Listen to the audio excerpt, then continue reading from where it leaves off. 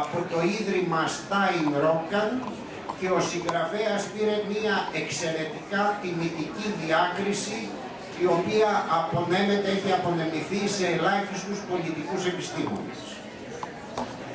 Η βασική γραμμή του βιβλίου είναι ότι ο Κασμούντ προσπαθεί να ορίσει και να εξετάσει τα χαρακτηριστικά των πολιτικών κομμάτων που στα ελληνικά αποκαλούμε ακροδεξιά.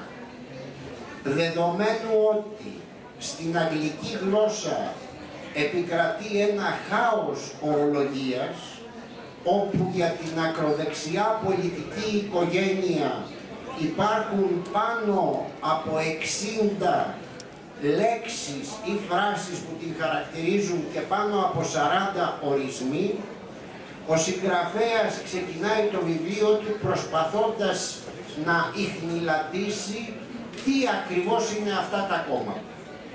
Εντοπίζει λοιπόν ότι ένα κόμμα ακροδεξιό, το οποίο κατά την δική του ορολογία είναι προτιμότερο να αποκαλούμε λαϊκιστικό ριζοσπαστικό δεξιό κόμμα, έχει τρία χαρακτηριστικά του ιδεολογικού του πυρήνα. Το πρώτο είναι ο λαϊκισμός, το δεύτερο είναι ο αυταρχισμός και το τρίτο είναι ο νατιβισμός, μία έννοια κλειδί στο έργο του Μούντ, στην οποία σίγουρα θα αναφερθούν οι δύο άλλοι εισηγητές. Δεν προχωρώ περισσότερο, αλλά σας έχουμε μία μικρή έκπληξη. Επειδή ο καθηγητής Κασμούντ παρακολουθεί από κοντά τα δεδομένα στην Ελλάδα, έχουμε μία 10λεπτη μαγνητοσκοπημένη συνέντευξη μαζί του, την οποία θα σας παρουσιάσουμε ευθύς αμέσως. Και στη συνέχεια θα έχουν το λόγο οι δύο εισηγητές. Παρακαλώ.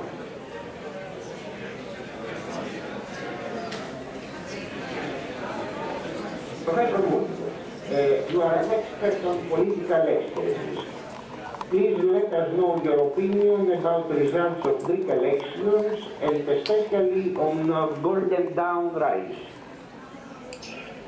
Well, I must admit that I actually thought that it was a hype in the Western media when I first heard about it, and I could simply not imagine that an openly neo-Nazi party could make it into a national parliament. So I was definitely surprised.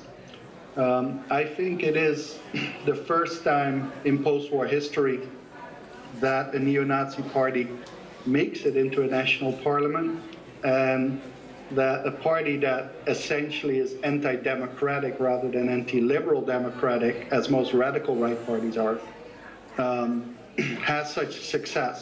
And I think it does speak to the exceptional situation in Greece, as well to a certain extent to a political culture in Greece, that a party that is linked so clearly to violence as well as to anti-democratic ideology could gain 7% of the vote. Has it happened to any other European country? No. One could kind of claim that the Italian social movement, the MSI, in the early 50s, 60s was truly neo-fascist, but it was 50 years ago, It was 50 years ago, and the party, at least since the late 70s, was not linked to violence, and even its neo-fascism seemed to be almost symbolic. I think the party today that comes closest to Golden Dawn would be Jobbik in Hungary, which has a little bit more democratic front, but has links to a paramilitary unit called Hungarian Guard, which makes it kind of at the boundary of radical and extreme right. Does it show a permanent trend? Are you afraid that such phenomena will appear in other European countries as well? No, I'm not. I think extreme. I mean, I don't only think.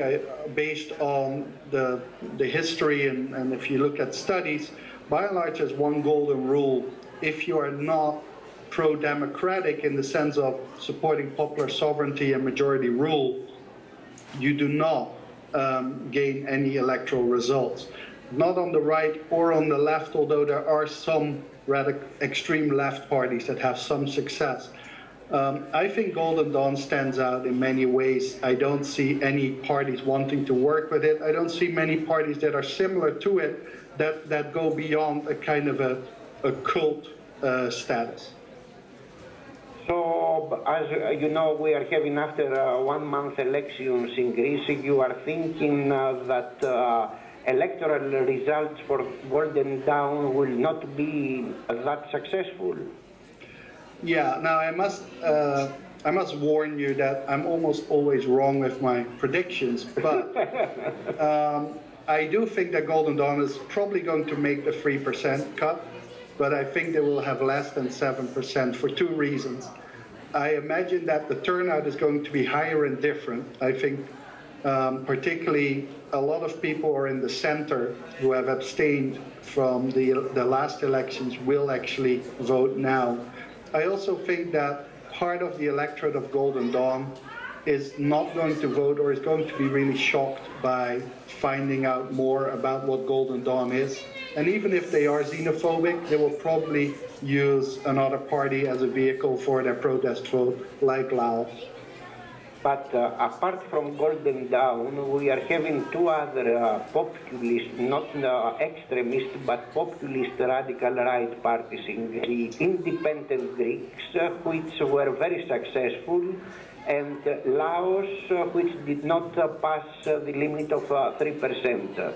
Do you have any working hypothesis about that?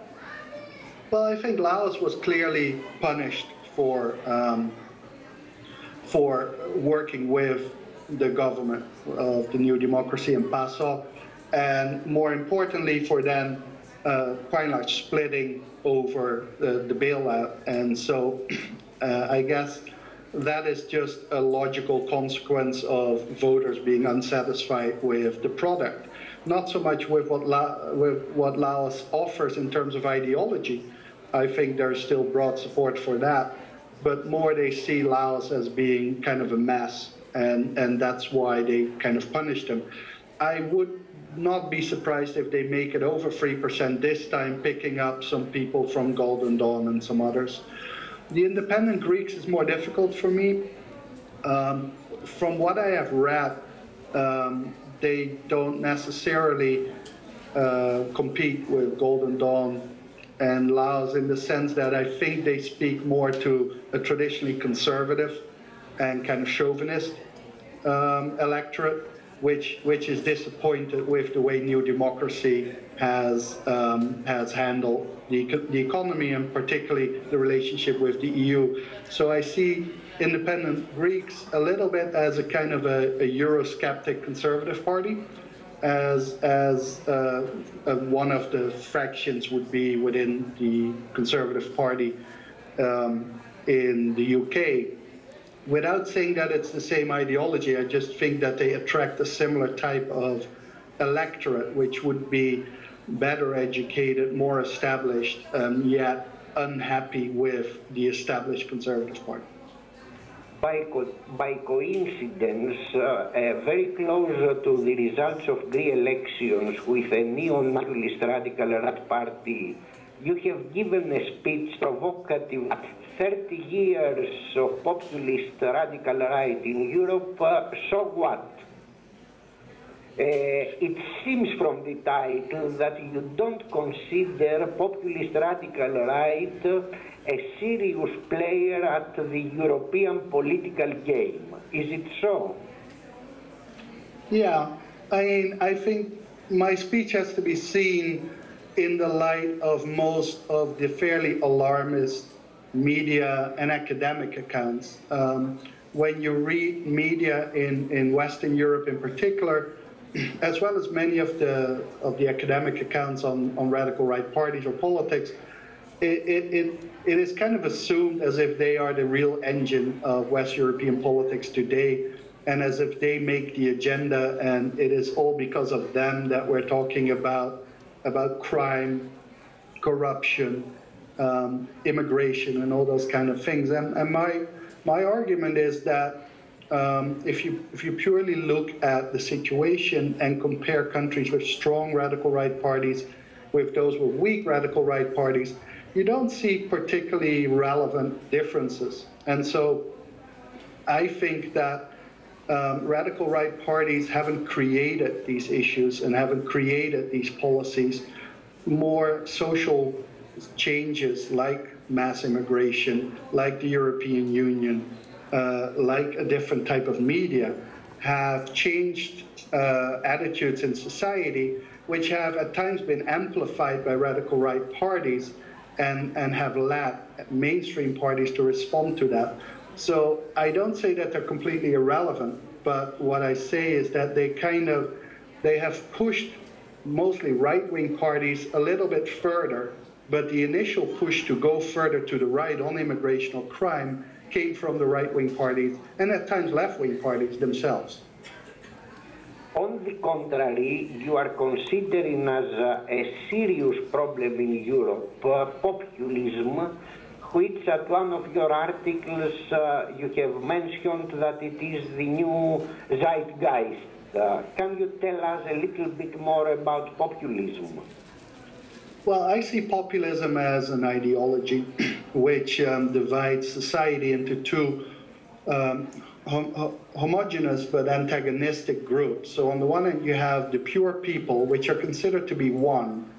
And on the other hand, you have the corrupt elite, which also are considered to be one and non-divided.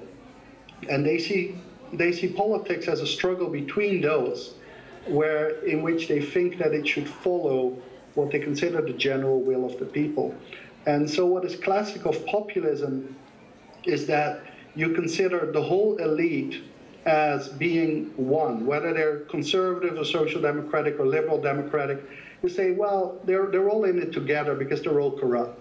It's a kind of imaginary community in the way that chauvinists are thinking about the nation.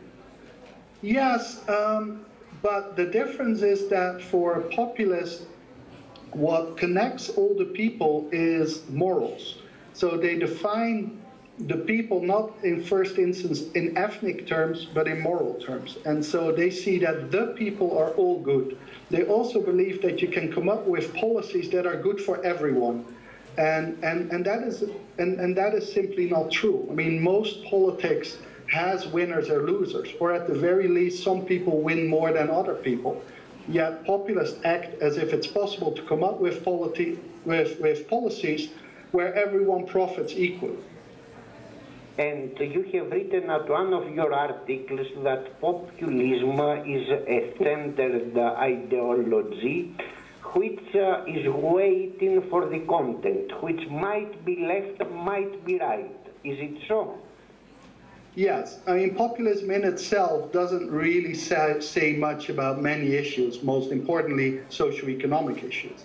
Right? So populism can be combined with both a left-wing ideology like socialism or a right-wing ideology as even neoliberalism or nationalism. The thing is that there are socialist parties today that use populism, like in Greece at the moment, but you also have socialist parties that do not use it. Now, one of the things that is remarkable in the West European context, which for a long time has been fairly elitist about democracy, particularly in the North, people always believed that we should elect the smartest leaders. You didn't want to be governed by your neighbor, you wanted to be governed by someone who was a specialist. Today, almost all parties are acting as if they are just the voice of the people, as if they are the regular guy. And that is what the echo of the voice, the echo of the voice of the people. Exactly, and that's what I call the populist zeitgeist. I don't mean that all the parties today have become populist.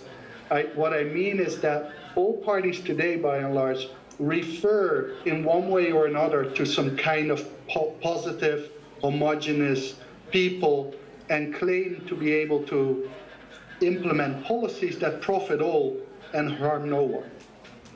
one of your conclusions is that populism in Europe is mainly right-wing, and on the contrary, in Latin America is left-wing.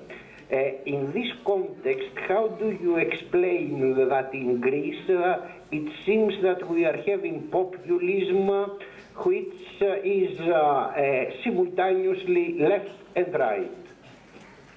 Well, Greece is actually in many ways one of the outliers, because PASOK was from the outset a populist party and a left-wing populist party, and even at a time that left-wing populism was almost unheard of in the rest of Western Europe.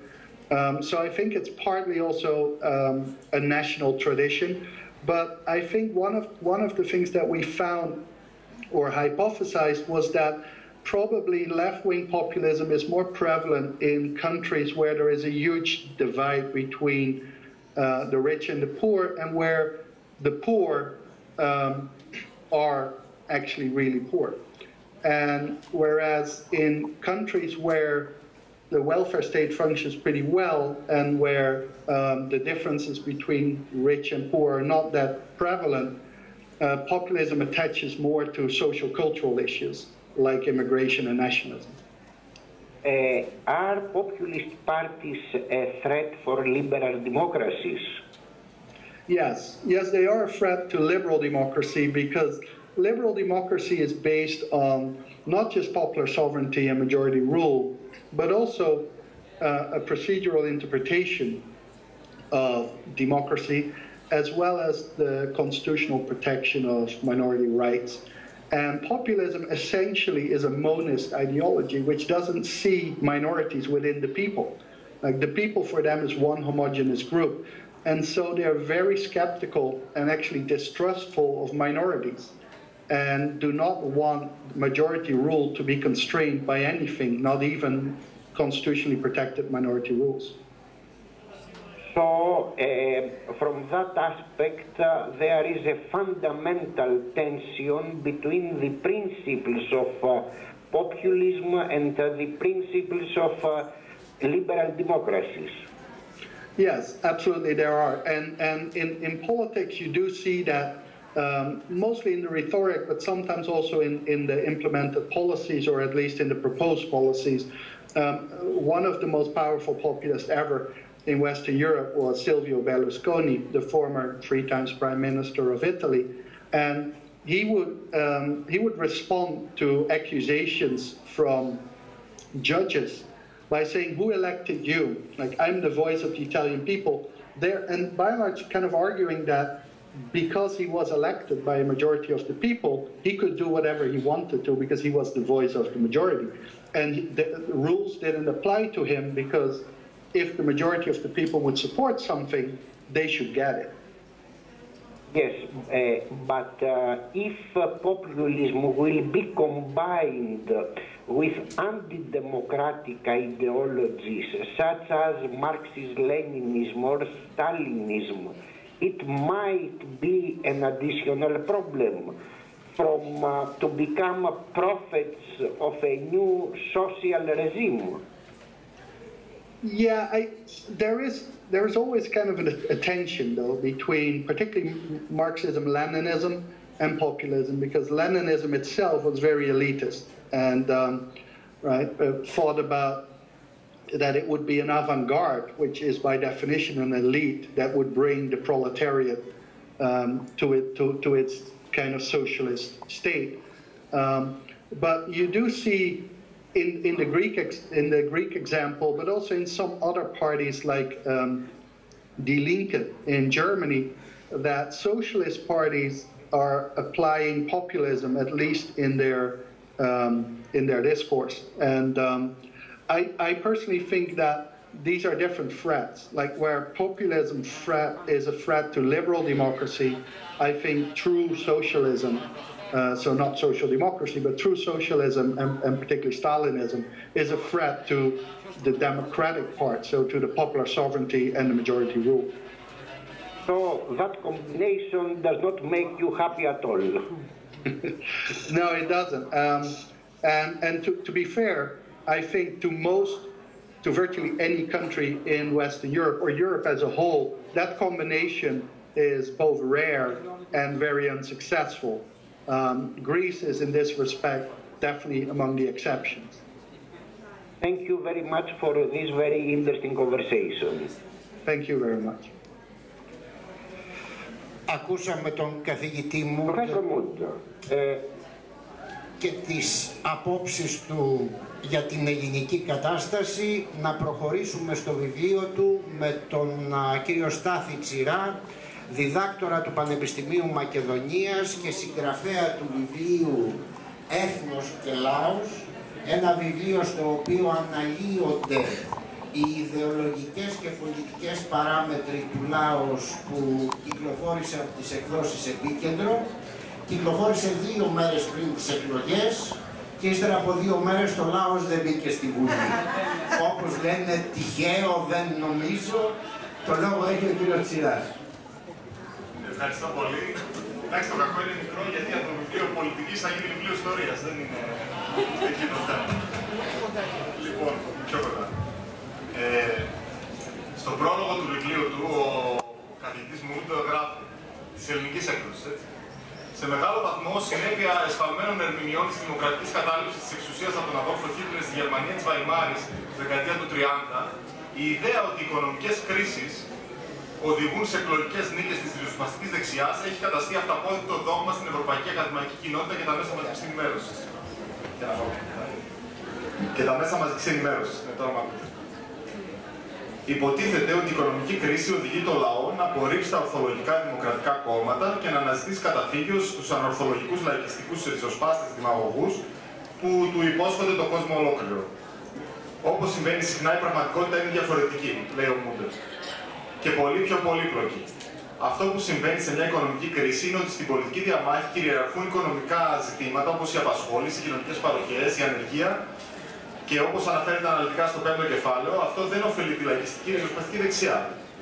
Πράγματι, τα δημοφιλή θέματά της, όπως το έγκλημα και η μετανάστευση, χάνουν τη σημασία τους, γεγονός που τείνει να υπεραντισταθμίσει τα δυνητικά κέρδη ως μείζον αντιπολιτευτικό κόμμα. Φαντάζομαι, αν ήξερε ο Μούντ τα αποτελέσματα των εκλογών της 6ης Μαΐου, θα άλλαζε το πρόλογο του στην ελληνική έκδοση ή τουλάχιστον θα περίμενε για τις επόμενες εκλογές.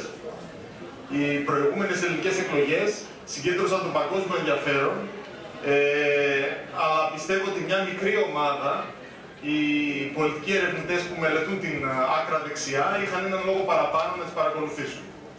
Η αναβίωση και η ισχυροποίηση της ελληνικής άκρας δεξιάς μέσα σε μια μεγάλη οικονομική κρίση αναβιώνει την εμπειρία της Βαϊμάρης ή απλά αποτελεί την εξαίρεση που επιβεβαιώνει έναν κανόνα. Πριν δοκιμάσουμε να απαντήσουμε σε αυτό το ερώτημα, πρέπει πρώτα να εξετάσουμε προσεκτικά την ευρωπαϊκή εμπειρία από την αναβίωση της ευρωπαϊκής άκρας δεξιάς από τη δεκαετία του 80 και μετά. Το βιβλίο που παρουσιάζεται σήμερα είναι ένα πολύ στέρεο πρώτο βήμα στο να εισάγει τον αναγνώστη σε ένα πολύχρωμο σύμπαν από δεκάδες κόμματα που με μια πρώτη ματιά φαίνεται να αλληλοσυμπληρώνονται, αλλά ταυτόχρονα εμφανίζονται να μην μπορούν να βρουν μια κοινή πολιτική συνισταμένη που ενδεχομένως να τους βοηθήσει να δημιουργήσουν μια πανευρωπαϊκή, ενιαία και ξεκάθαρη, όμως, πολιτική τάση.